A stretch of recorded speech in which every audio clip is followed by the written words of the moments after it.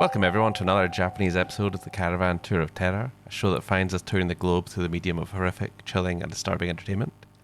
My name's Dodd, I'm the driver on this quest. Is that quick enough? Joining me at my side as always, with his long black hair hanging mostly in front of his mysterious face, is my navigator Ali Sailor Ali. Mushy Donald-san. Oh, very good, very good. I've been picking up the local culture. And yeah, unfortunately, not a lot of barbers on the open road, especially when you're flying to and from Japan and Glasgow. Yes, we're still in Japan, having come to Okutama, a town not far west of Tokyo. Specifically, we're at American Camp Village, inside one of the charming cabins available for rent. It's just the name. It's not hot dogs and streamers and... Howdy, y'all! Welcome to Japan! No, it's about ruddy, gorgeous wilderness scenery around us, yeah? The camper's outside, the sun's gone down. We could do with some entertainment. Oh, there's an old VHS player here. How quaint. I'm not going to bother with the ruse. You might have guessed. You've downloaded the podcast. American Camp Village has something to do with Ring or Ringu. I'll get to that in a second. It's the prominent filming location where the main character watches the tape. Yeah? Oh, you know, the nice... The cabin. The cabins. Yeah. So I came across an article where a journalist for Dread Central rented out this cabin and stayed in it. I might link that article in the show notes if I'm a really good boy. You are. Like, is it set up as like a tourist attraction? It's got a plaque outside. Otherwise it is. It's got a blue plaque. Well, it's got a plaque outside explaining. No, but that's like the equivalent of like it's not like no. Otherwise, it's you get to stay in the ring. No, it doesn't. It doesn't have like an actress playing Sudoku like hiding in the. Doesn't even have to go that far, but I think they might have ginned it up a wee bit. It is from the pictures. It is the same. It looks identical, so maybe they preserved what it looks like, which is just a cabin. Okay, well, I thought it was cool, but you could shit on it all you want. No, I'm just meaning in the sense of like there is nothing to that. Like if a person who had never watched that movie missed that plaque and walked in, they wouldn't be like, "Oh, it's a movie set." This was clearly something. Like it's literally just. It's for nerds. The 1998 film The Ring was filmed here. Yes, pretty much it is. Directed. Hey, see what I did there? Uh-huh. By Hideo Nakata. Very good, very good. Yep, it is. It's Ring. Is it Ring? Because it was also referred to as Ringu, which is just Japanese for ring. Well, yeah. Sort of. Well, I'm not sure exactly how that fits exactly, but from what I can see, it's referred to more as Ringu to distinguish itself from the American remake which is called The Ring, not Ring. So I don't know. Yeah, but that isn't enough of a distinction for a lot of people because a lot of people would throw. We went to a film festival where one of the people who hosted it kept putting the in front of a movie that did not have the in front of it. Fair enough. But I will probably refer to it as Ring. Maybe I'll be chopping and changing. I call it as Ring. I think it is just because it is to distinguish it from the American remake. It seems to be the case. Which makes sense. But for all intents and purposes, and I've just copied the Japanese into Google Translate, and it means ring, okay? It's called Ring. 1998, directed by Hideo Nakata. Ring tells the story of a cursed videotape.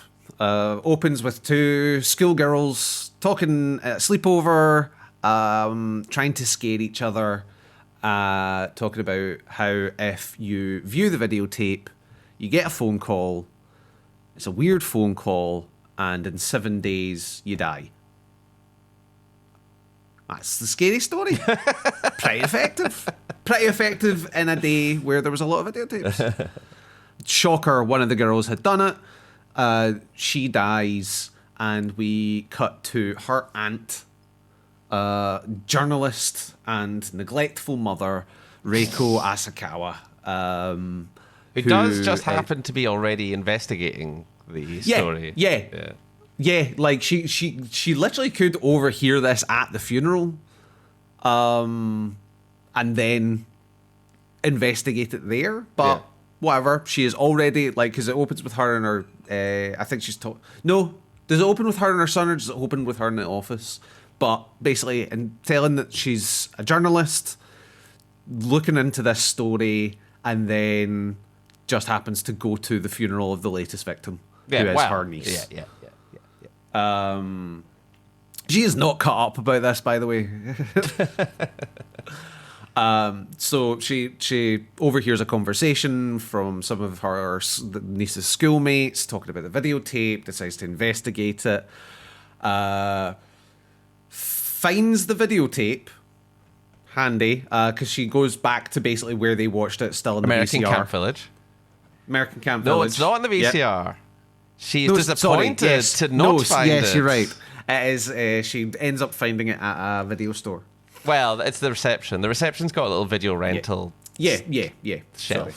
And then in amongst all the gaudy titles, spines, you can see one. There's a black label. There's a no label. Yeah, and it's just slightly skew on the side. And calls out to her.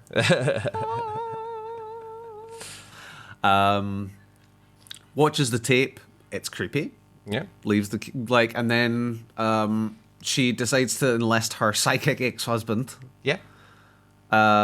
Played by, and I was blown away. I can't remember if I've seen this because it would have been at least like 15 years. Yeah. No, I didn't remember. I didn't know it was. Yeah. So ex-husband played by Hiroyuki Sanada. Known currently for Shogun and John Wick 4 and Mortal Kombat. Like, he is the biggest actor at the moment. Yeah, like he's won a lot. I think he's won 2 Emmys out the last 3 years or something. Yeah, he's very prolific. He's huge. And this was a big break internationally, obviously, I guess. Because, wow, I genuinely just, I did not know he was in this. And considering how prolific and popular he is at the moment, it was just quite Yeah, exactly.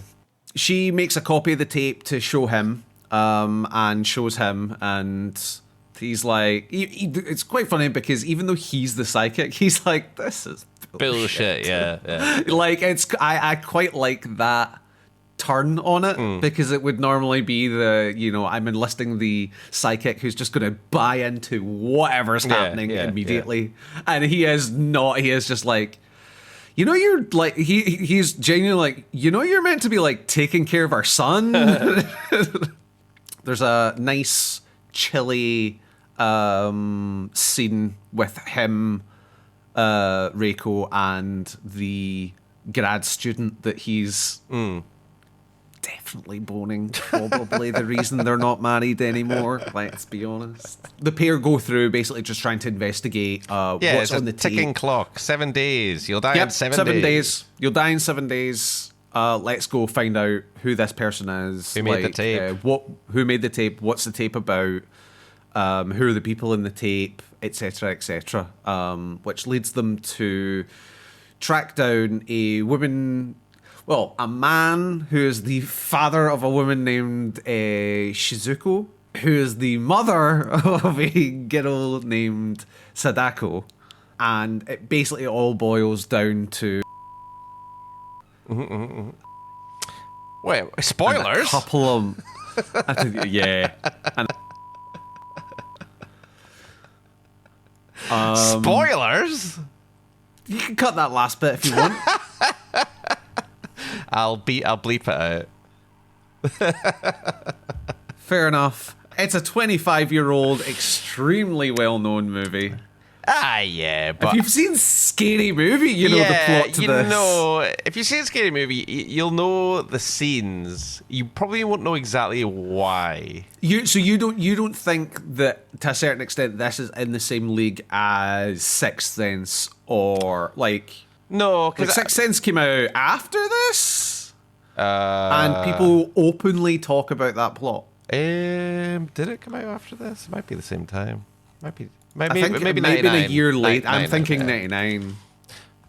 But the thing is, Sixth Sense's plot can be boiled down to one sentence.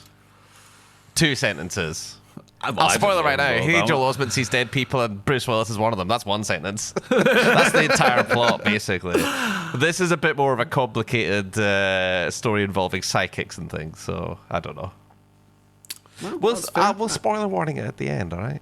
That's fair. No.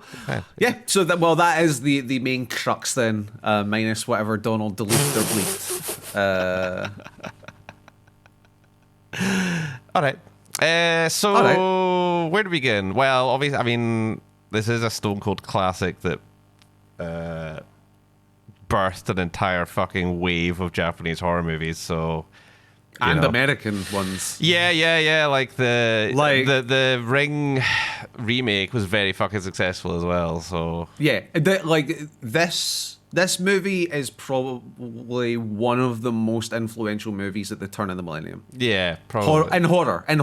Yeah. And I mean that worldwide. Yeah. Like what this spawned and like created, not only in its own franchise, but by crossovers, but by inspiration. Yeah. It is 100% like one of the movies. Yeah. So. How the hell are we going to tackle it? I'll just start talking about some stuff, I guess. Yeah, same as we always do, Donald. Yeah, but sometimes we try to take it a more beginning to end route, but I don't know if I can bother. So, I tell you what, I'm going to start with the opening. Yeah, okay. And I think the opening is very effective, except for the first 2 minutes where I could not take my eyes off of Mr. Peanut and the Ritz crackers. It was super weird. It's just super weird. Like, I get it. They're like kids at a sleepover. Snacks actually it makes sense. But there is just 2 prominently displayed American brands You're so weird. staring me in the face. You're so weird. As these... I watch the opening of that movie No, again. I know, but I'm like, so? It was just... It just... Product it was so placement by weird. Mr. Peanut. But yeah, by Mr. Peanut and Ritz crackers. I don't know if they're super popular over there, but it was just a bit like, fuck's going on? But barring the product placement, it is the 2 girls in trying to scare each other, telling scary stories. And there's a nice kind of fake out, then fake out, then fake out, where the girls talk about... So one girl talks about the story, then the other girl talks about having been at a party and done that the week previous. And then the other girl the first girl gets scared, second girl's like, I got you. Yeah.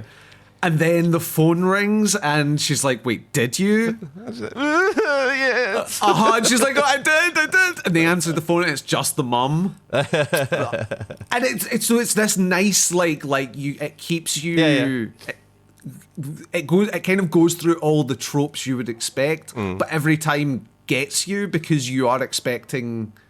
Like it leads into it really nicely. Yeah. It feels slightly meta. Maybe like the start of Scream or something.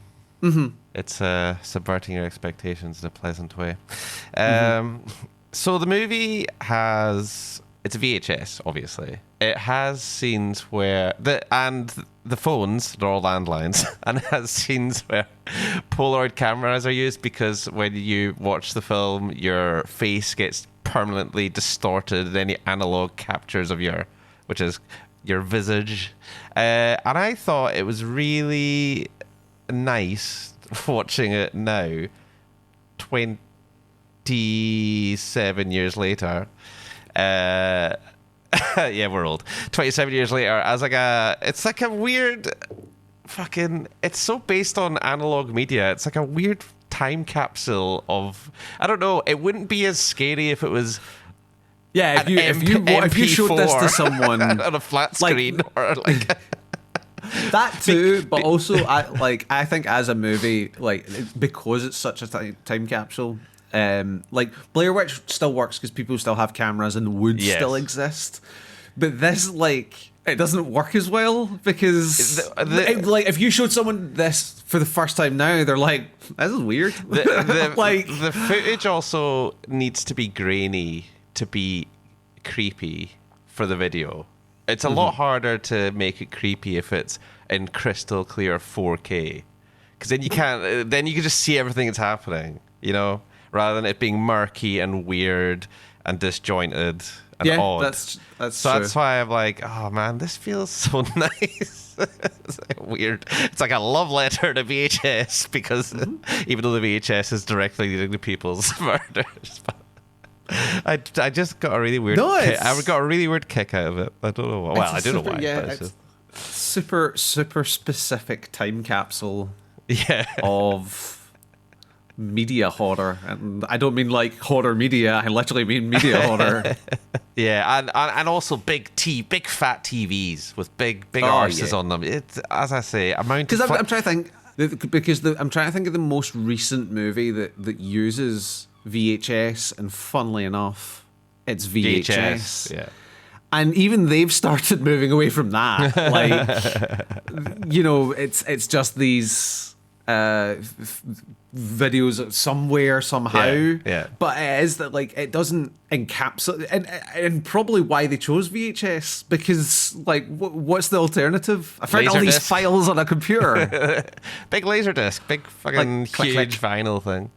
I think clickety-click. what I also like is when was it Reiko? I can never remember their names. Yes. When Reiko watches the tape, we watch the tape. Do you know what I mean? It feels slightly. It does feel like cursed media. Like if the kind of shit that's memed about today, it feels like this is. I feel like someone watched this and was like, "I'm going to kind of make this, but real and on the internet." It reminds me of literally like early days cursed media. creepypasta. Yeah. But I mean, Like, it is literally cursed media. Yes, yeah. But what I mean is, it reminds me of, and again, it's a mixture between A, us being old, and B, it's a time and a place. Yeah. Is that it feels like those early days of the internet or those VHS tapes where you could just find a random VHS tape with whatever on it. Yeah. You could. Like, that is a possibility. Like, people taped stuff all the time. People recorded home videos all the time, and not the way that they do today. Not in this, like,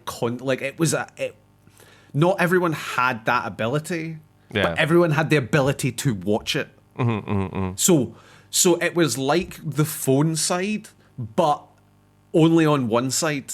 Only one side had the prolific, like, consumption of it. Yeah. But it was all still through the public. And then that early days of the internet where people were just putting weird shit up there. Not like weird shit like you see today. Like, it was like people had a way to, like, express that odd creativity. But then rather than being like, hey, here's this weird art video I made, they're like, I'm going to put it on this website that has 200 people on it, and it's going to creep people out. And that slowly gets rumored around. Yeah. And that's what this. It couldn't really.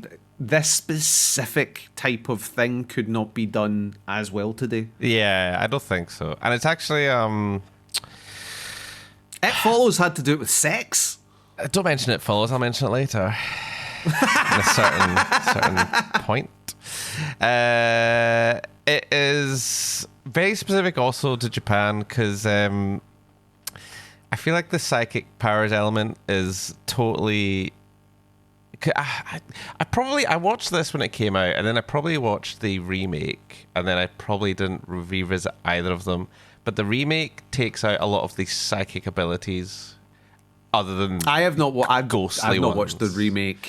Yeah. It adds horses and takes out psychic abilities. But the psychic abilities thing feels much more, and not just the psychic abilities thing, I suppose, but when I was watching it, right, the ghostly elements, it's not just Sadako. That's not a spoiler either because it happens quite early on. Like her niece, the deceased party, is still around, wibbling things, talking to her son to do things. So I wasn't sure if that was actually her, that the niece that was doing that, or the spirit of the tape. No, you know, no. Taking that, or because of what it leads, because of what it what comes of that apparition. Yeah, that's why I'm like, doesn't seem like something she would do. No, but it makes more sense geographically. Is that sexy to say? Because Sadako only affects the story either when the tape countdown runs out, and then it's just whatever's closest, right? Or it's that specific cabin, which is very specific to her story. Does she not affect people that are under influence of the tape? I know that at that point that person isn't. Well, they're cursed, though, is what I'm saying. Whereas, I'm sure that at the funeral, of the niece, the stuff is fluttering about. Yeah, it's a presence. Her presence is there. That's why we call it her ex-husband is, I would argue, more of like a medium style guy. Because I think the point is that the spiritual world in this world, well, maybe, I mean, Japanese religions, I'm sure as well, is more present. It's more a thing. Yeah. I mean, I would agree. See, for like the first half of the movie, I'd agree with you about Ryuji. But I feel in the second half he kind of he's got. I know that he's into. Yeah. No, I agree that as well. To be fair. Yeah. No. But, cool. Yeah. That's obviously. Yeah. But that's also a bit weird because it could be amplified by her, I guess, because she has psychic powers. We're kind of going all over the place. This is a spoiler now, probably not, because she's got. She's got psychic powers, so it's kind of like a weird. Conduit versus anyway. So what I'm trying to say, there's a lot of kind of like psychic inferences in this movie. But like, there's a lot of this person's asleep and this is happening, or I've seen a vision of this. Like there's a lot of that going on, which I will discuss in a second. But what I was trying to get to was that a lot of the framing of shots and stuff is, or like sometimes pulling a focus and things. You're kind of looking at a character, but you're kind of looking off to the side of them and stuff, or behind them and stuff.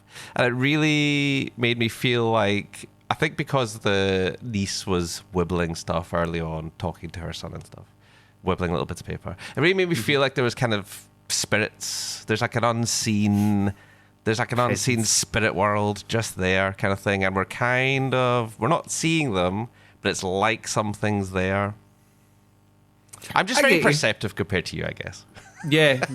You're very open to like ESP and shit like that. No, it's all fucking nonsense. This is a film. No, don't worry, Donald. We've got it on tape. We know what you mean. But I also feel that they use those kind of shots to good effect to keep your expectations around the background, because that pays off in quite a few different shots. Pay off later on. Though that's kind of what I'm saying, though, is that it makes you think that things are there, and later on it reveals that things are there at times. You just don't see them then, is what I'm saying. But I did. But what I'm saying is I didn't get that sense when I saw those shots the second time. I got that sense immediately because of how they were framing characters in the room and things. We've been over this. Things like that. I was like, it is like they're shooting the shot as if with an extra character. Exactly. I'm not looking. There are 3 people in this shot, but there's 2 actors. Exactly. I'm not looking at Riku in the foreground, who is looking at this TV and there's nothing on it at this moment in time. Because I think it's when, I suppose I remember when she's in the cabin, which is obviously heavy with psychic stuff going on. She's not watched the tape yet. I think she's looking at the TV, or she's looking to see if the tape's in the video player, something like that. It literally does that shot. Yeah, it does that shot as if Yeah. someone is standing. Exactly. Which you've since seen in numerous horror movies as the reflection in the TV screen and someone is behind them. Yeah, But there's no one behind. But there's no Yeah. one behind her. Yeah. But Yeah. that's what you're meaning is But like yeah. it's. But It's it's doing very that without subtle, adding though. in. It's No, because I'm with you. Yeah, it's not. Because at that moment specifically, I was like, because this is the shot. This is the shot you would use to reveal there's someone behind Yeah. there. But I'm still searching for. Yeah, I get you. Yeah. Okay. Thank Christ. Oh, And I think something else that I did feel like throughout the film, which I felt was quite cool. And there was something else was the sound it uses, especially for. So when she watches the film, you actually, to be fair, it's actually before she watches the film. You already have a ticking countdown of what day it is. Which then, once she watches the film, it's like, shit, she's got a week now. But every time the days displayed on screen, it's like a really weird, like. It's like a bell. It's like a boom. It's hard to boom. You know, it's like a weird downshifted bell. It's very ominous. I don't know. I think a lot of this sound in it is. It's just got an ominous quality to me, which I enjoyed. It was very effective. It wasn't all just fucking screechy violins and shit like that. no. Oh yeah, that. I will say what one thing I couldn't put my foot on was.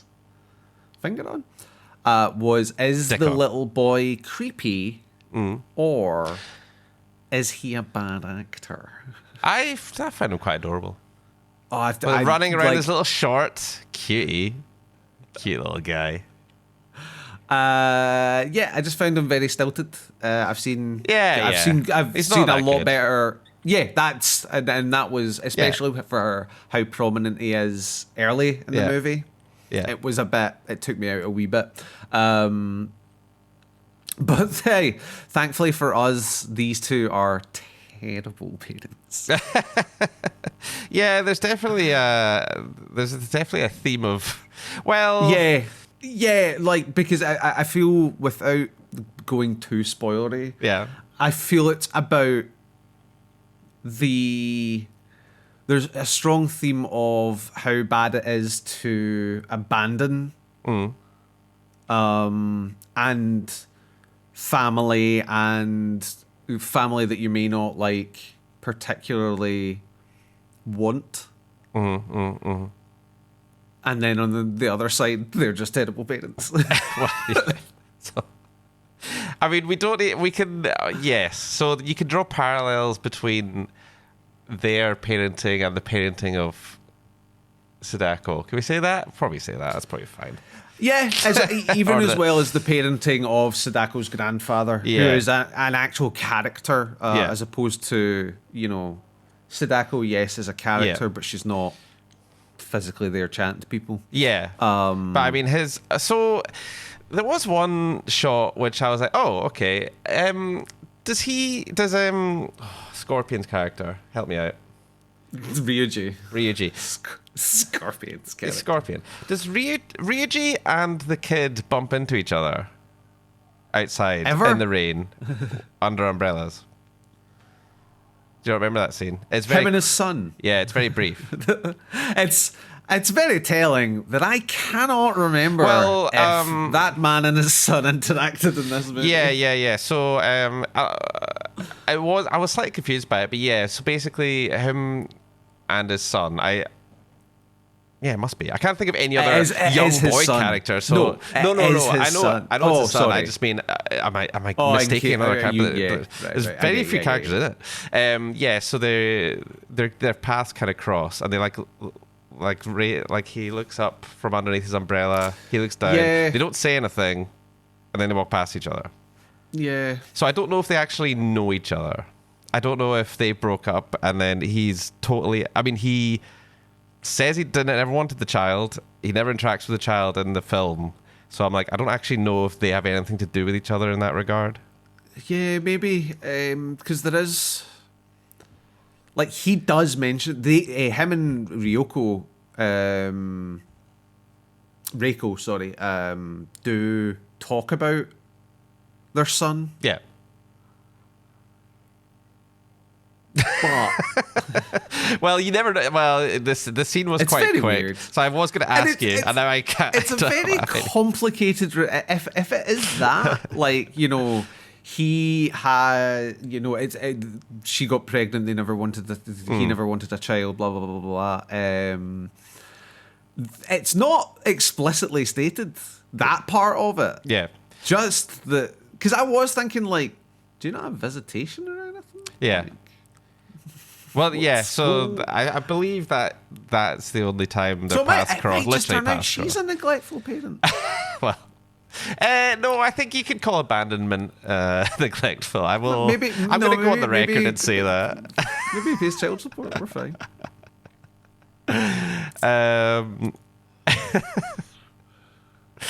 Is child support enough? I still think that's neglectful. Anyway, I don't know. I'd need to speak to their divorce lawyer, to be honest exactly. with you. But it's so going into like a bit more of like thoughts on the movie. Yep.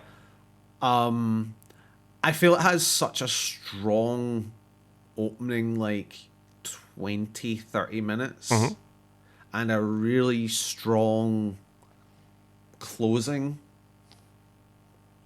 Like, but in the middle, it kind of turns into Zodiac, but with spooky elements. Do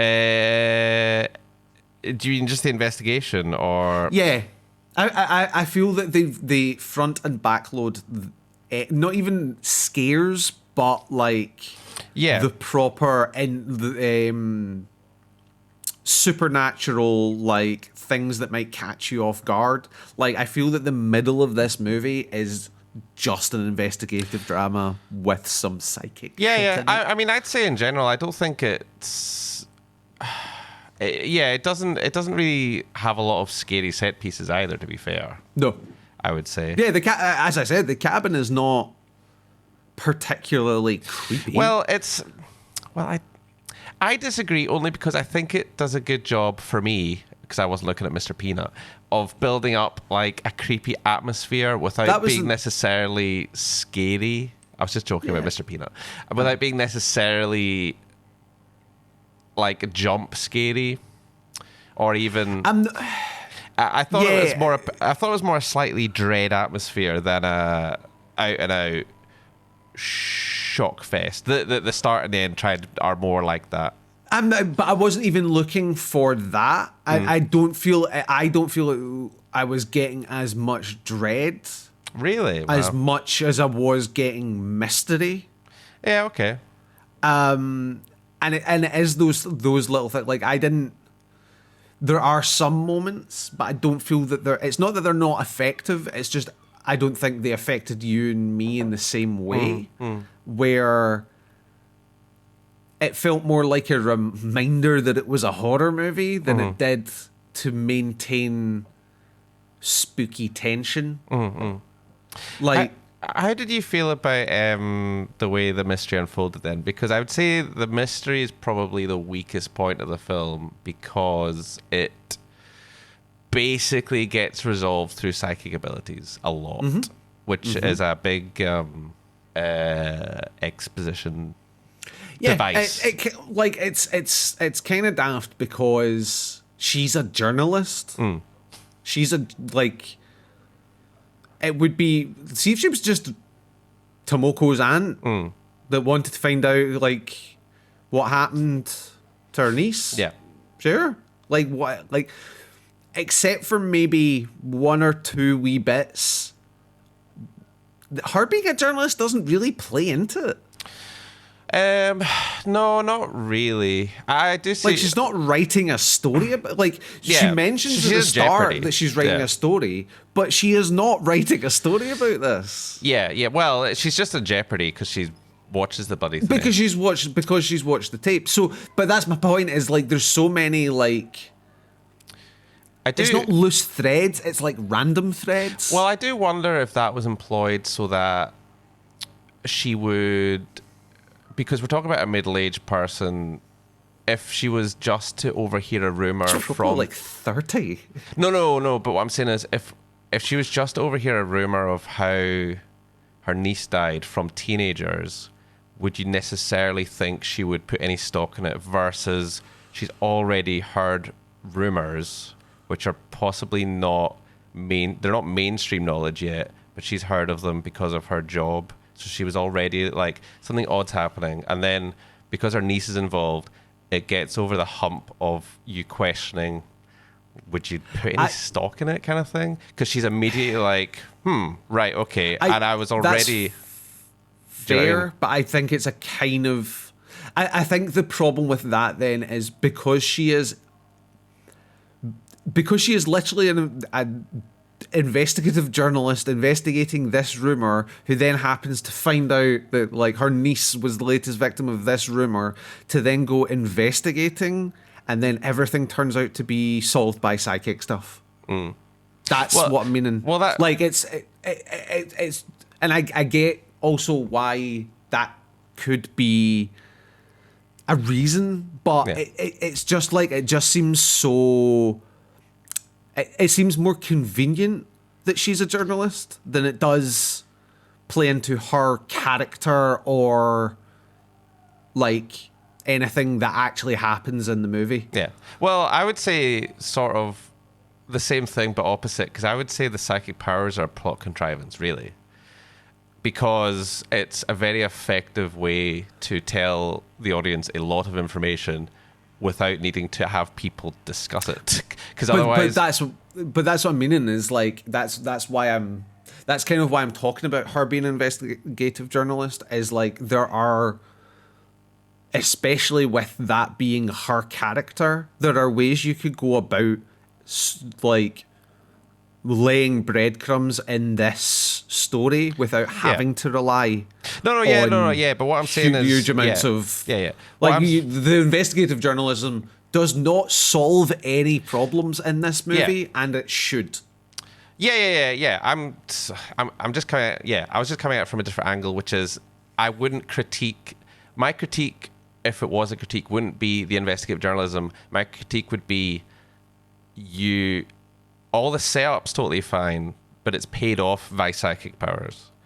So the psychic powers are the problem. Yeah, that's what I'm saying. I'm not saying the investigation's the problem. We are definitely agreeing. I know. From different kind of like sides of it. You would rather go fully psychic, no investigative journalism, and I would say for me I'm actually even very much with you. Yeah. For me, the easiest thread to pick is psychic powers. I find a lot of the investigating stuff so, like, and we are getting into real how we feel about it. Like, I find that those sections quite dry because of that payoff. Right. Because it keeps, like, more, like, a couple of times it goes, they're investigating this, they've got the clues, they're going to, and psychic. Right, okay, right. Yeah. On to the next thread. They've got the they're on to the and psychic, and I'm just like, this is not satisfying. This is not like you're saying, it's not paying off properly. So all this investigative stuff, and I will talk about not necessarily something I think does it better, but something that I might have got more out of later, where it is this like either make this a spooky, supernatural, and I don't mean psychic, journalism story, or make this about you and your ex-husband trying to psychically solve something. Yeah. You're trying to have it both ways, and the two kind of clash throughout the movie. Right. Especially that middle section. Yeah. Interestingly enough, before we get into spoiler territory, which we're probably going to, the book and the first adaptation, the TV movie, because it was based on the book, I suppose. It's not an ex-husband relationship, because the main character is a man, and it's just another man, like his pal. Him and his pal. So it's just two dudes. But I actually really like that Me it's an and my bro I really like that it's solving my murder. I really like that it's a divorced couple at the center of the horror movie, because I'm like, there's not really a lot of that. Like, I think it's an unusual pairing kind of thing.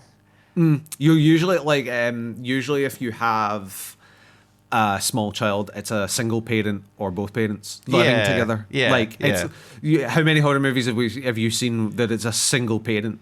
Yeah. And looking I think after a child. the book, I mean, the book's very different. I'm not even going to touch on that because I've not read it or anything. But I think the book is like his wife and child see the tape somehow. Family movie night. Okay. So the jeopardy is he is to save them, kind of thing, which is very traditional, obviously. And then I actually think it was a smart choice to gender flip it and make the friend the ex-husband. It gives a lot more immediacy to everyone's problems. And there's a lot of other weird shit in the books that sounds very different. I mean, I'm interested to read it, but it goes weird places. Is it basically the equivalent of like most Stephen King adaptations where it's like, oh, it's based on a Stephen King book, and then you read the book and you're like, this is so they've taken a lot. They've really gutted it for the central element. I think the curse becomes all weird shit. It's not just the tape. The curse is all kinds of weird things. I think it becomes an actual bacterial virus at one point. That sounds cool. And also like a Stephen King novel. That's true. A videotape that gives you a virus. Or something. But also weird. Ghosts. I don't know. There's something. No, I mean, even if that isn't the book's plot, that is a Stephen King plot if I've ever heard one. Will we spoiler warning it now? Do we need to? That is the thing. Do we need to? Okay, I think so. On you go then. Do you not think so? I mean, do you mean because it's so old? No, I'm just meaning, is there stuff towards the end specifically that you want to talk about that you need to spoil? Because we've talked quite extensively. A bit. Well, we'll see. You can. Yeah, no, that's fine. That's. I'd rather just make sure of that. Got you. So you can just. Well, this is the point now. So, spoilers from. Add in the sound effect, Donald. Slice. Yeah, I just burped. So, the psychic powers thing, right? It's quite interesting to me, right? I was also it's a tape, right? The Ring's a tape. Ring wasn't a tape initially. Ring was a TV broadcast of Sadako's thoughts, because they talk about a kid who set his recorder. I thought that was quite funny that it's not, even though everyone knows it's a cursed videotape, but it actually wasn't. That is just a recording of the curse kind of thing, and then it prolificates. It was actually just the TV in Izu capturing her psychic projections of. Yeah, Rings a very, unless it's got deep meaning that I'm missing, it's the top of the well. Yeah, top of the well. I mean, it could be spreading also. Spreading the tape. Spreading the curse. Yeah. Spreading the curse. I think Ring being the top of the well is, to me, that makes the most real, like, direct sense. Rather than just reading umpteen things into it. I think that, that's a nice... Unless it's the phone rings. Yeah, well, that is also a valid interpretation. But like the strongest one, definitely the top of the well. Surely to God. Because that's what I'm meaning is like in at least in a literal sense. Yeah. Like. Now an interesting thing is, I saw on the trivia, but I'm not labeling it as trivia, that I might have missed either a line in this, or I'm wondering if it's a line in the sequels, so I'm just interested if you picked up on it. But apparently in this version of this story, she was alive in that well for 30 years. Because, it might be Ring 2, I'm not sure, because apparently she, even though it was, see, as I'm explaining it, I think this is a Ring 2 thing. But I'm wondering, is it in the American one? No, it's not, because they changed it. Apparently. Right. But she, obviously, in the past, she had the psychic stuff with her mother, right? Mm-hmm. And all that stuff happened to her, right? But she only dies a year or something before the events of this film happen. And they say that because they do a thing. Now, when they find the corpse, it's a mangled skeleton, basically. With hair and all that, I guess, on it. I think this is a Ring 2 thing. I think it must be a Ring 2 thing, but it is in the trivia for Ring, so I just wanted to make sure in case I'd missed something. Do you know what I mean? Because I think it's odd in general, and I'm not sure. Unless they've mentioned anything else, I'm like, that seems weird that she would be down that well for 30 years. I mean, it's blocked up. I don't know if that's really feasible. But anyway, so... The psychic stuff is quite interesting, right? Because a lot of it is based on truth, which is really weird. As in, You wouldn't think it's based on anything. Not that I think it exists. It obviously fucking doesn't. We've tread that ground, Donald. We know your thoughts. So there was a real, like, claimed psychic called Chizuko Mifune who did the real stunt of having messages in envelopes and then reading them, right? And she was confronted as a charlatan in real life, just as it happened in the movie, which I thought was quite cool. It's directly taken from real life, basically. She was a fraud. Hack fraud charlatan, probably. Someone noted, according to, well, someone noted... Probably? Well, I say probably because it might not have been her. She might have thought she really was psychic. But on Wikipedia, it's got... Is a fraud if they don't know they're a fraud? I'd say no. So, because they're not defrauding you, they're just delusional. So, on Wikipedia, it did note, so it says, a modern researcher, Roger Anderson, has noted the experiments were not properly controlled, as Mifune was often left alone with the test envelope or insisted on turning her back to witnesses when attempting to psychically probe its contents. So I'm not convinced she was a real psychic, but... Weird that scene... There's one thing about that scene that did annoy me was that she's on stage. It's like a flashback, her and a bunch of reporters and witnesses witnessing the experiment, and they all scream fraud at her. Yeah, hack fraud. And then a guy has a heart attack. Yeah, and they all are like, "You did this," and I'm like, "Hold on." You can't have it both ways. And you know what the worst thing is? It's It's the worst part is it's probably exactly what people do. Like that. I'm not saying it's not realistic. Yeah. I'm just like, having your cake and eating it, pals. Come on. She's not psychic till she's killed him. Yeah. Another thing that's based on real theory, I'm trying to is so Sadako's abilities of projecting her real events. So Sadako's abilities of projecting her thoughts, right? It's called Nensha. It's also called thoughtography. It's a thing, like recording your thoughts. It's very similar to the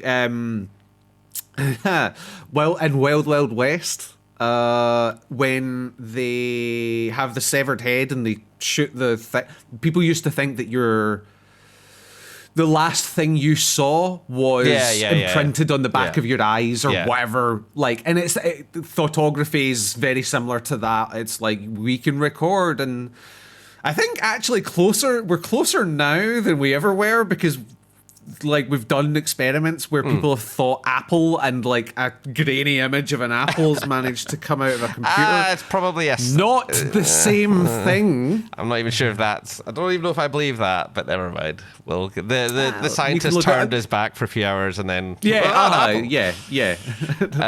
it was drawn on the screen in marker. Photography is not an actual thing, but a practiced thing. And the Wikipedia for that is also very funny, because it details how a few of these hack frauds were also hack frauding their claims of... I love reading about stuff like that. Like, it's a mixture between the mental stuff people used to and I mean not just them, I mean as a society used to believe, and the people that either knew it wasn't or didn't care and exploited that fact. Yeah. And how they were found out. Like, there's so many cases of it. It's snake oil. Like, snake oil has existed in many forms through human history. I was a bit interested though, because I mean, a lot of the online stuff talks about Nensha, and like Nensha is specifically like it's photography tape. It's film. But the film, as I said earlier, suggests that it was a TV that was then recorded, which isn't Nensha. But anyway, I'm really nitpicking Nensha here. But it's because it was local to her corpse. That's what it is. It's fine. It's fine. Don't worry about it. At the end, I think this is a spoiler conversation.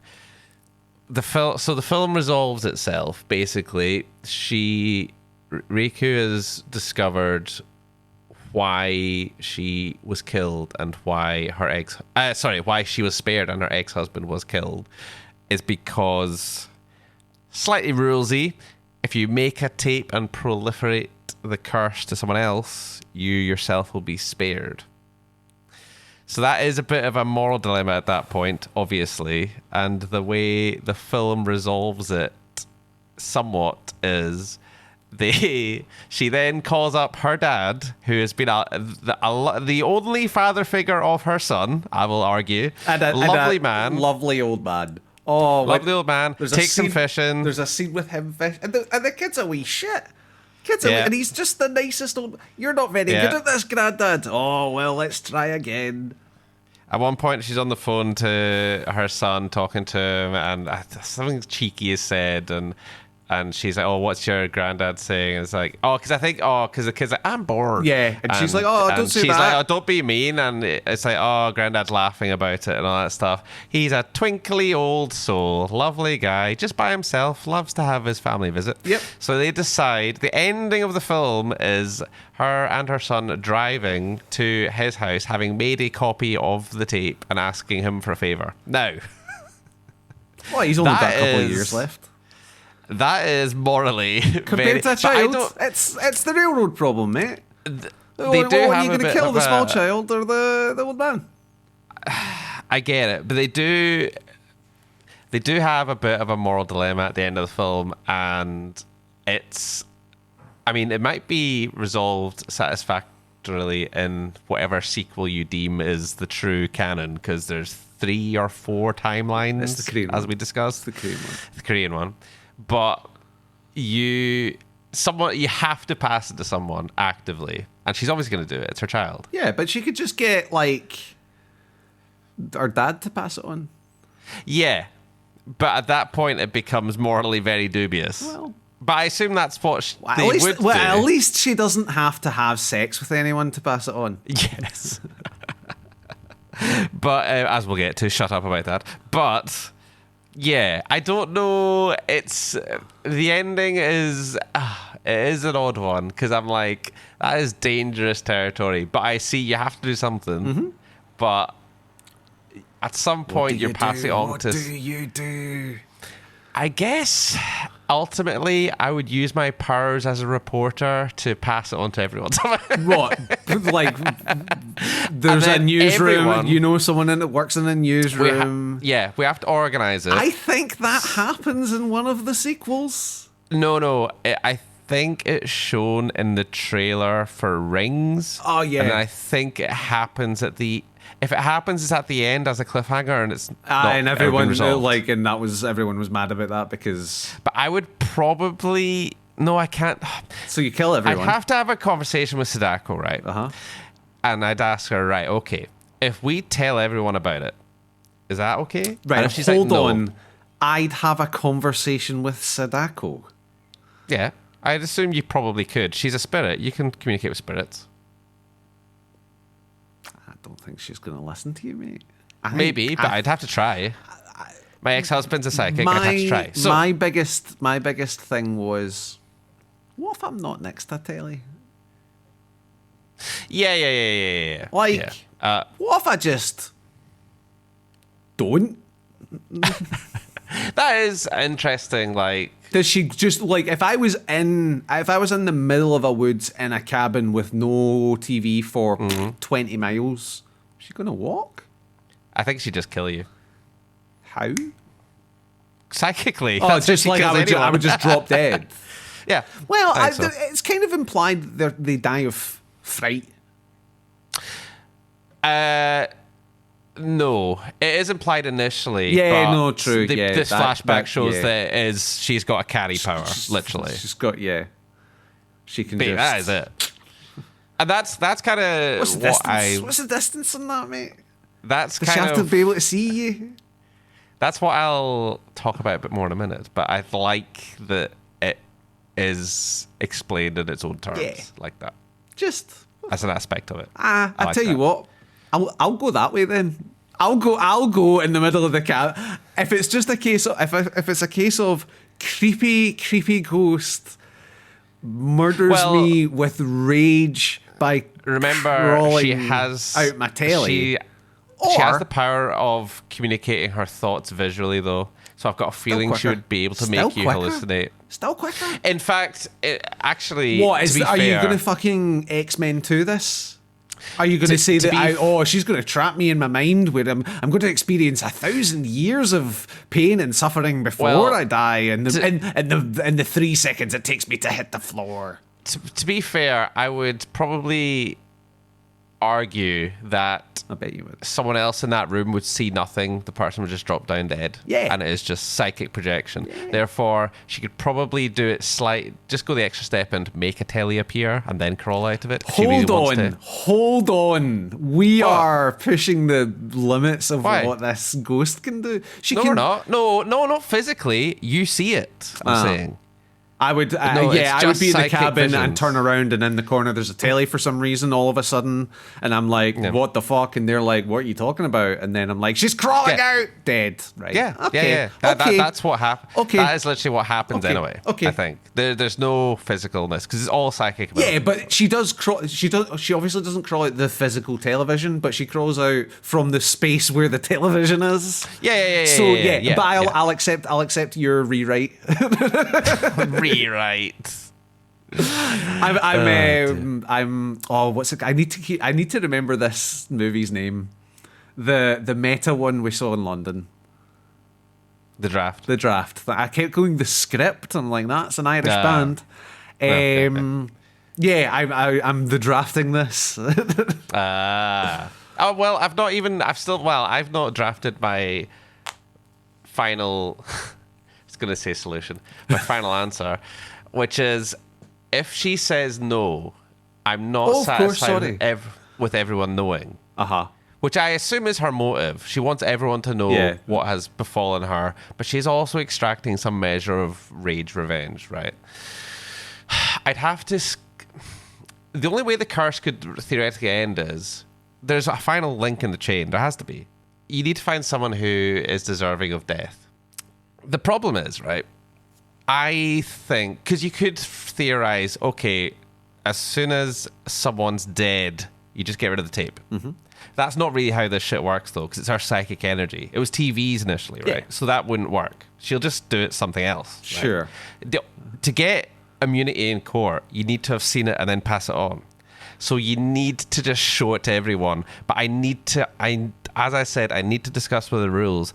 If everyone in the world sees it, and how active do they have to be in showing someone? Can they show the same person? Otherwise, we've got a Thanos situation where half the world's going to have to die because the other half has to be immune. Yeah, because otherwise I could make a copy for you. But would that not just pass it on again? Because once you've seen it, you can't pass it back to me. No, you would pass it back to me. You can't just... Yeah, so there has to be one person at the end, that's what I'm saying. So we get everyone to somehow pass it to one person. That would be the nicest way to do it. The other bad way is we get half the world to pass it on to one person or something. So the half the world has to die, but the other half lives and is immune of Sadako forever because they've seen it and they've passed it on. One guy just has to watch all the tapes. Now, I do regret mentioning final and talking about killing half the world, because out of context, a lot of this can be taken very wrongly. Yeah, but I'm just trying to style out how this curse could possibly be broken. Yeah. And this is also why you shouldn't delve too deep into movie, like go to horror. I think this curse is a good one. I think this curse is a good one. It's better than most. I will give you that. No, because I mean, in my second best scenario, it's killing 3.5 billion people. Is that good? It's good in terms of she's got a lot of power. In my scenario, she wants that old man dead. And my scenario was probably, why don't we just keep passing it along one at a time between everyone, so that it's a lottery. It's not only a lottery, it's the lottery. The short story, The Lottery. Because in the end, one person draws the short straw and has to die. Now, knowing for a week that they gonna be are horrible the as well. one. Now, do you think the granddad would pass it on? Do you think he would actually do that? The question is, do you think the granddad believes? Exactly. That's another thing. Why- Well, he will, because he will see shit that's scary. So he will be freaked out. So Tomoko didn't. For as far as it's you not can the- tell, she's not well- like, because I don't mean it bad. If it is the way that you're describing, she would by But that point at the remember- sleepover would be like, I haven't slept and I don't know what's going to happen. She wouldn't be like, Well, I'm going to would- use this as a funny way to prank you. Like, No, I do get that, but I think she is very scared, and up till that point, nothing. If she hadn't seen anything, then the phone call is all that had happened. I don't think she would, because I get what you mean though, but that's kind of in service of the. But I think that is the thing, is that I the think she's- phone is the only thing that happens, and the thing that keeps her scared is the fact that other people have died, or at least rumored. The only reason Rumored, but not- yeah, which, none of the which is people fine, she's which is talked to. fine for a teen girl. Yeah. But and the reason it works for Reiko is because her aunt and is also investigating the story. Going Yeah. back on my point from earlier. Yeah. And the reason her husband believes is because it's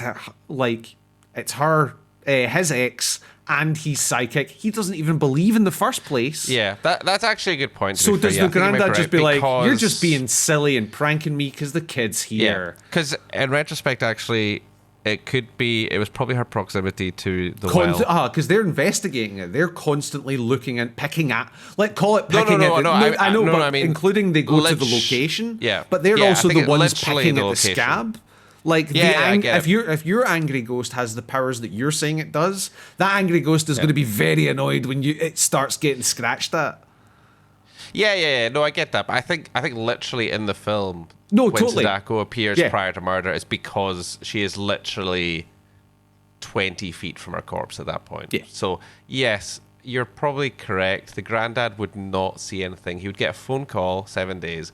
At that point, do you explain to him? Do you explain to him beforehand? She needs a favor. How healthy is he? I guess we need to get. We should get into. I wish we had the weeds of his medical reports. Considering from what we have to go on, considering she was sitting on a rock doing jack all, and he was, ankles In the river. Yeah. trying to fish. I mean, it looked like he might be struggling a wee bit to bend over, but Yeah. he's an old man.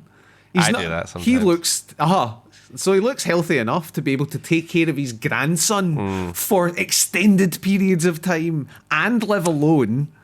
Maybe. Sen- Maybe he's I mean- actually a bastard after all. That's what I was going to say. As we both have played Phasmophobia, you will know what type of ghost Sadako is. Oh, yeah. Yeah. I'll tip your tongue. What did...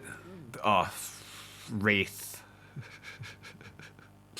Oh, she's obviously, I can't remember what it's called. Your YMCAing is not helping me, and it's actually making me panic more. Just say the word. I'm not even Onryo. looking at it. Onryo. thank you. Onryo. Not a Yuri?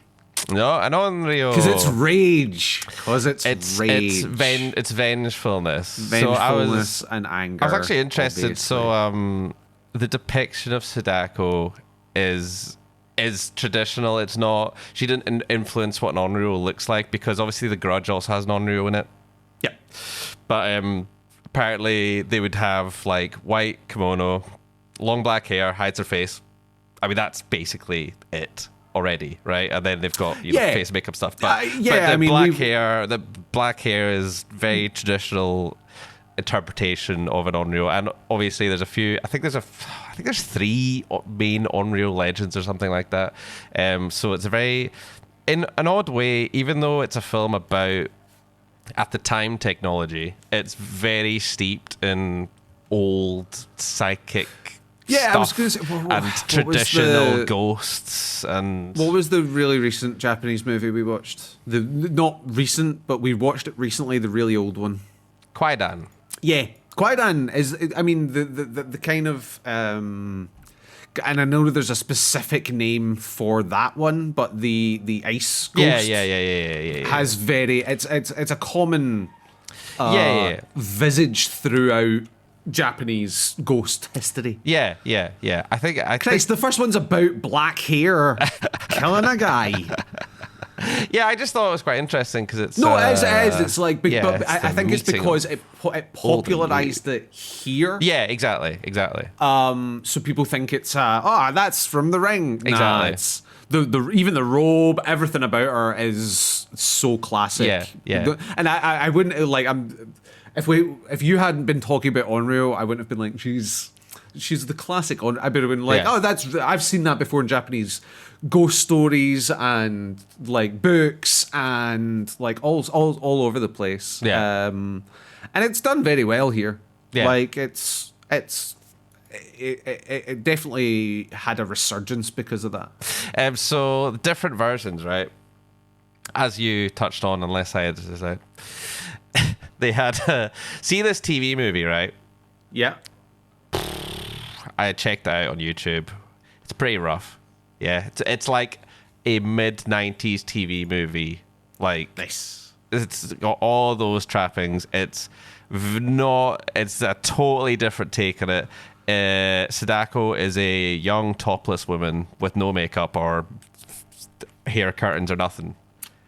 She's just. I would not say.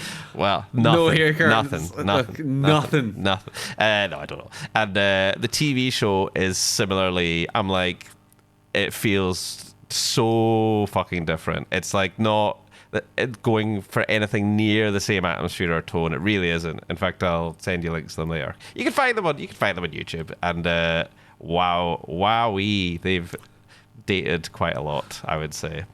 Yeah. The Ring film series is a fucking mess. This is why I wanted to talk about it. Yeah.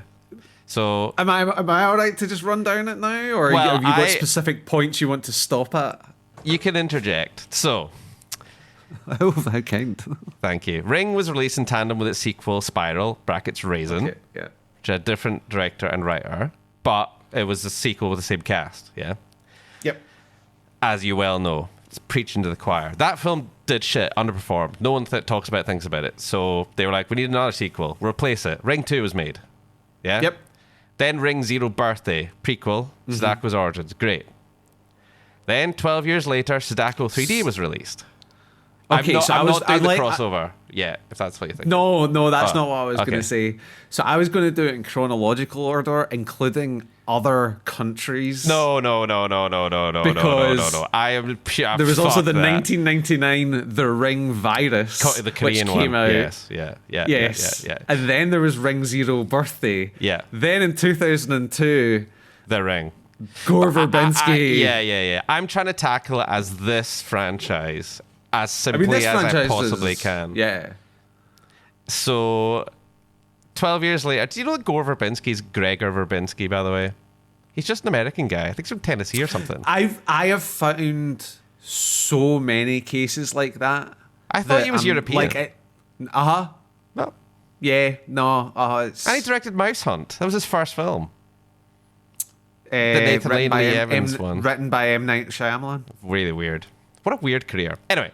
What a weird movie. I don't video. Oh no, it's great. sorry, that's Stuart Little was written by M. Night Shyamalan. Right, That's okay, what okay, it was. okay. That's what it was. So, thank God you corrected that, otherwise, egg on our faces. So, I know. 12 years after Ring Zero, Sadako 3D was released, really dating it to 2012, I think, round about then, which is a sequel to Spiral Brackets Raisin and ignores Ring 2. Yeah, soft reboot. No, because it's a sequel to Spiral. It's not. It just Loose. So at least according to this, Yeah. it's a soft reboot that is a loose sequel to Spiral. It's a sequel to Spiral, right? Soft reboot is doing a lot of heavy lifting. The following year, Sadako 3D 2 was released. Then 9 years later, Sadako DX. We're getting into kind of what's that Nintendo Kingdom Hearts, where it's like 30 there's also There's also the Yu-Gi-Ohs. Yeah. So you did missed out the I have done 2016 supernatural comedy horror. No. Yeah, wait. Sadako versus Kayako. I don't know if that's. I don't know where that lands at all in this. I don't know if it's just its own thing. In the canon.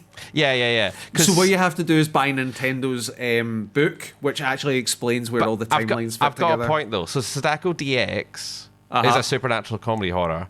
That's a sequel to Ring, and it ignores Spiral brackets Razin and Ring 2. It's Halloween. Yes, a legacy sequel. It's Halloween. Yeah. It's Halloween 2018. Yeah. But I was like, but it's also a comedy horror. So I was like, I need to watch all of these because I really want to watch Sadako DX. And then I realized it's a legacy sequel, so I don't need to watch any of the middle shit if I want to. I could just watch Sadako DX, and I would theoretically be in the great position because I've not watched, Halloween 7 and 8 and all that. I've just gone straight from bam, bam, bam. And now you've not watched the one with LL Cool J, Halloween H2O. Jesus Christ. I think actually that one was not as critically maligned as I would expect it to have been. Huge tangent, but we watched House of Wax, the Paris Hilton, Alicia Cuthbert movie, and that movie gets a much worse rap than it deserves. Yeah, because of Paris Hilton. This should not have cast her. But she was actually okay in it. She's fine. So there was also a 2019... I don't know if did you mention this one? 2019... directed by the original director of Ring, called Sadako. Oh no, I didn't see that one. So wait, what's that then? Because Sadako DX is 2022. That is 2019. I actually do not know where it fits in. It did not get well received. Is it in Japanese? I'm wondering if it is. Yeah, no, that's what I'm saying. It's directed by the original Ring director. Hideo Nakata. He directed the Ring 2, mate. He directed the sequel, the American sequel, so it could have been in English. Yeah. He directed the Ring 2. That's true. He directed Ring 2 and the Ring 2. Yeah. Weird. Yeah. Weird career. Weird franchise. Yeah, I'm wondering if this is a movie focused on Sadako's backs, grander Ring Zero. No, Sadako, the 2019, movie directed by Hideo Nakata. Yeah. I wonder if it's the true story of her when she was alive. No, that's what Ring Zero is. It's like, then what the fuck is Sadako? I don't know. Yeah, Ring Zero is it's her. She's psychic. It's the whole backstory thing. Sadako versus Kayako was announced on April Fool's Day, but then was confirmed to be in production later that year. Probably because everyone was like, actually, I would watch that. They have no idea. Could we just stop with April Fools? Just in general. Doesn't work anymore, alright? Doesn't work. Dear. I think that's... I don't know why... that could have been trivia. I've actually got a bit more trivia. There's a lot of shit going on about this film, but I suppose summarize your scathing review of it. Go on. It's not scathing.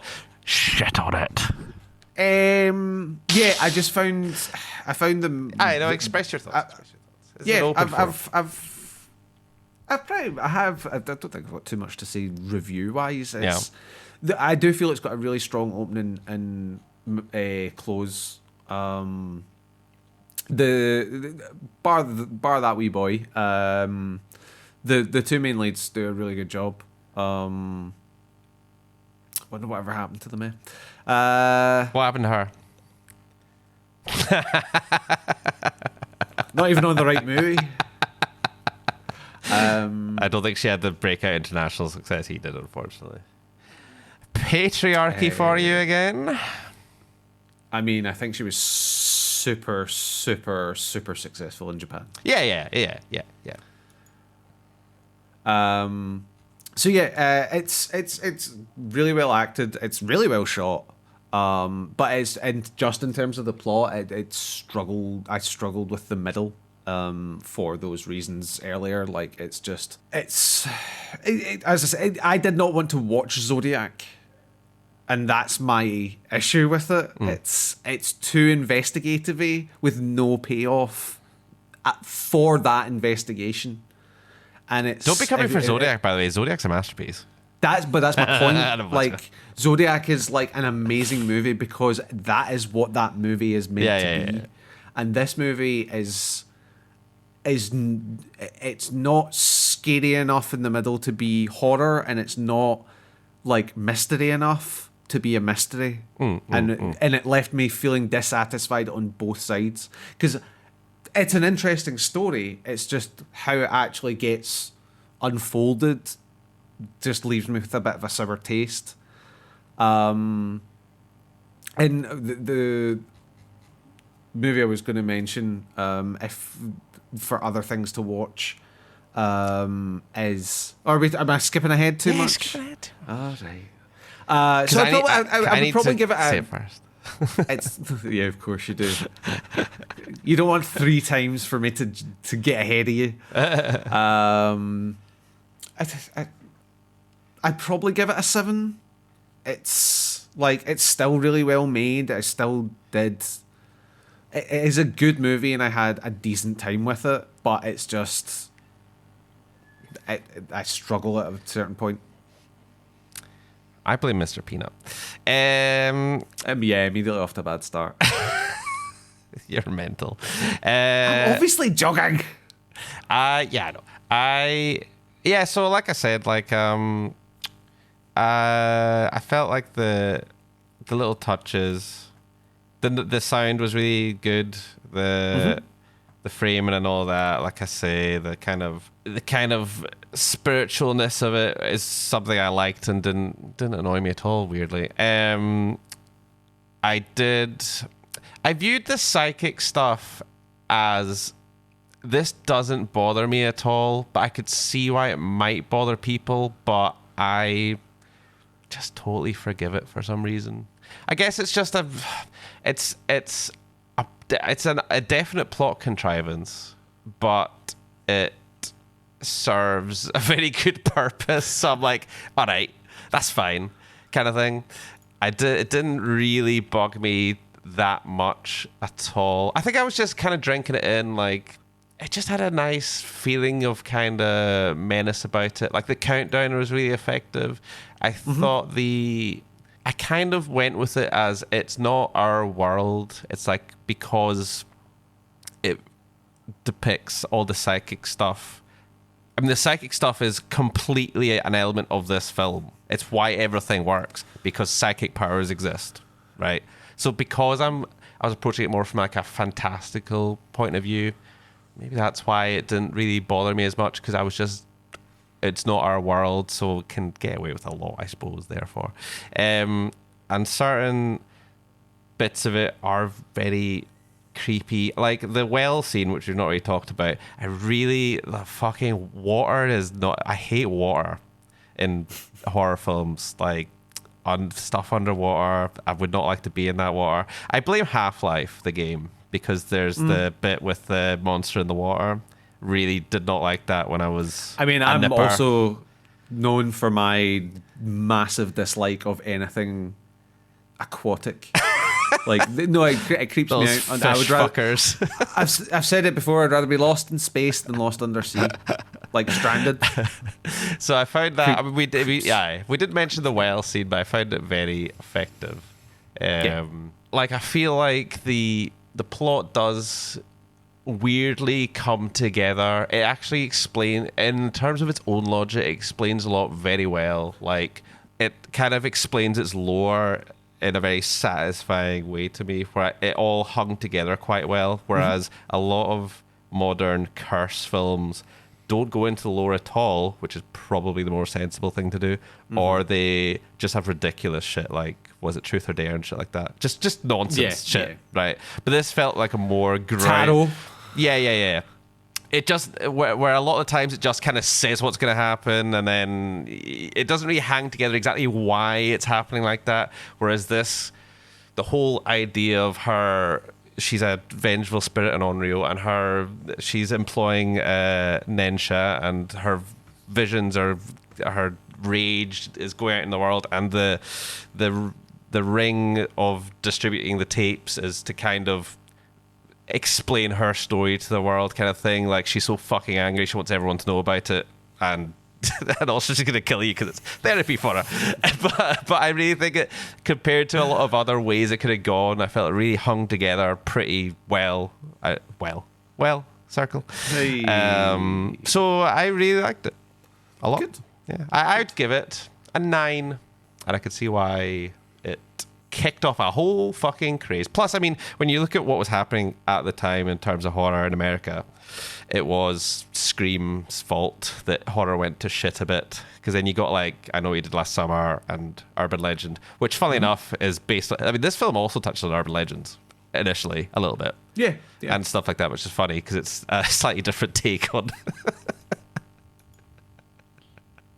But anyway, yes, I really genuinely did enjoy it. And all I see about the sequels is, or at least Ring 2 and Ring 0 and Razin, I suppose, is they're all kind of shit, which is unfortunate because I do want to watch them. But I think Razin, people say it might have got a bum rap, but people say that about literally anything, including the Star Wars prequels films these days. So they might be talking absolute pish. Yeah. Yeah. Trivia time. Trivia time. So do you know how they did the walk, the creepy Japanese ghost walk? No. It was quite good, actually. So they got an actress who'd done kabuki, which is very physical, but also she might have been depicting ghosts in it at some point, I'm not sure.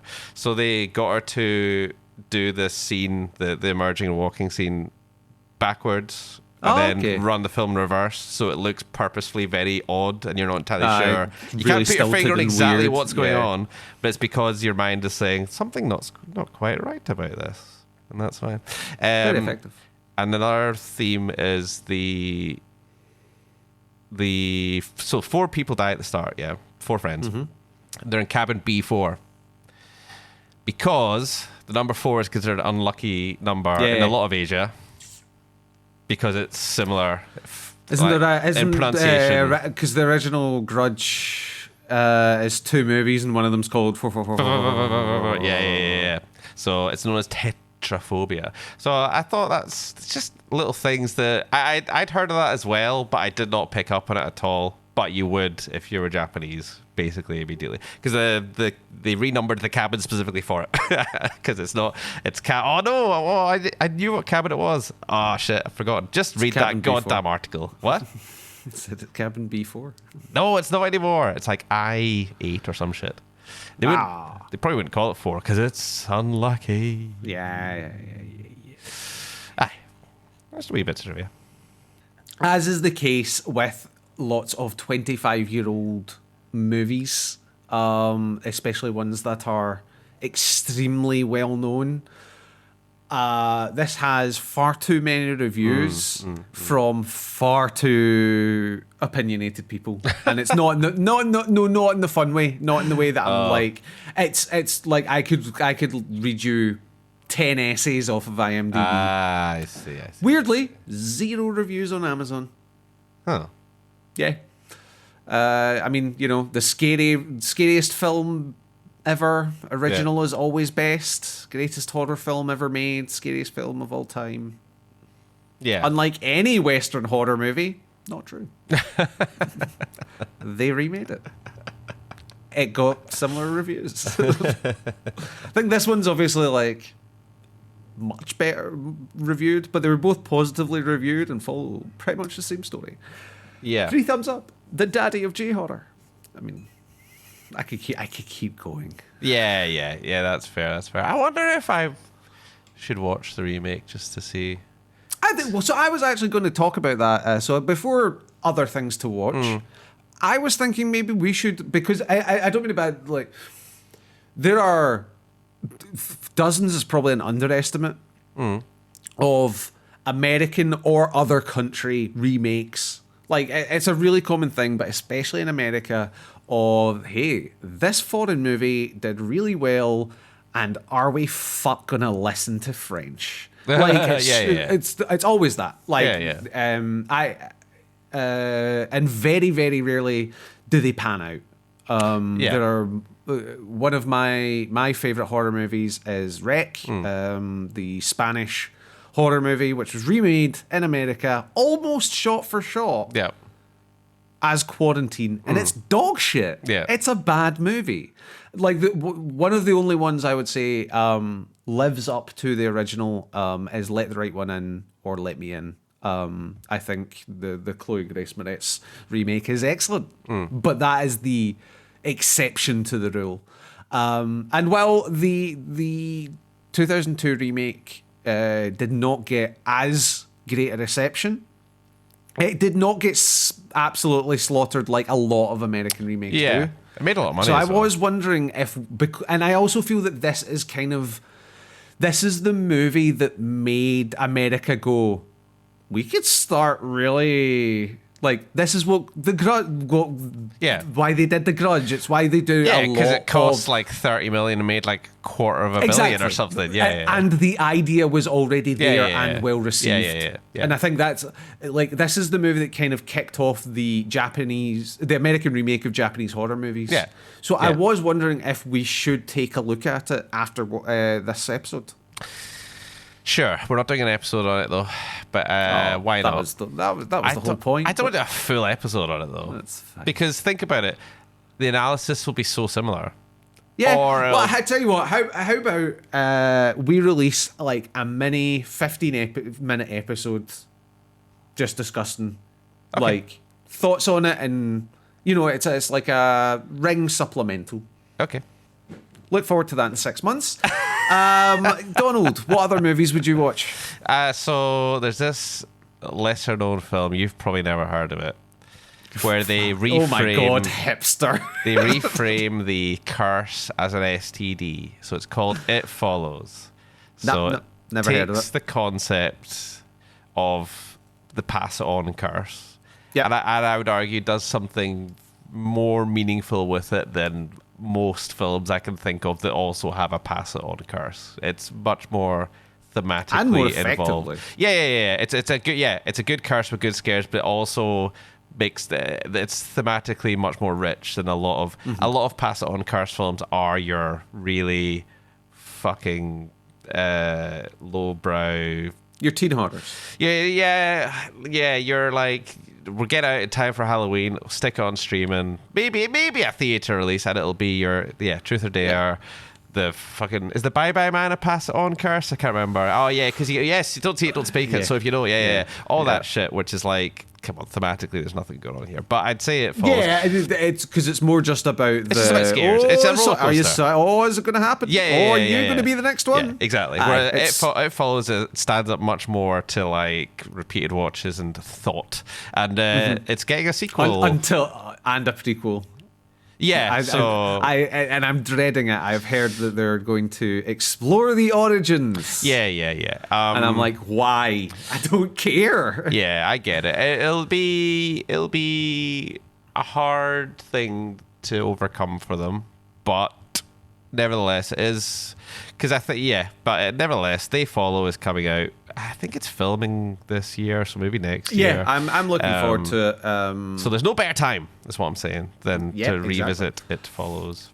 If you want a similar movie that has what I feel did the investigative bit better, I'm pretty sure we watched it together. Shutter, 2004 Thai movie. I've really enjoyed it. Don't think it got as well reviewed. Hey, it also got an American remake. Do not watch it.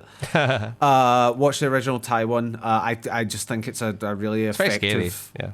Yeah, I think, and that's my point. Like throughout, and I'm not going to obviously spoil it, but I think it does the melding of horror and mystery a bit better in that center portion. I'm not going to say it's a better movie overall. Don't want to be run out the town on a rail. But yeah, give it a watch. It's even if it's not like you don't find it Ring quality, it is a effective, Yeah, it's pretty definitely fun horror movie. Yeah, definitely. Yeah. It was very, yes. I remember it being a very scary time, very spooky old time. Is that it? Is there anything else you want to say? No. Okay, well. Oh, the tape finished. What's that on the screen? Oh, it's just a well. It's just a well. We're fine. We should probably get out of here anyway. I'll edit a scream at some point. One of those like cheesy Wilhelm. No, but one of the spookier ones, because Wilhelm's just a guy going, ah, fuck. Woo-hoo-hoo. That's the goofy scream. I love the goofy scream.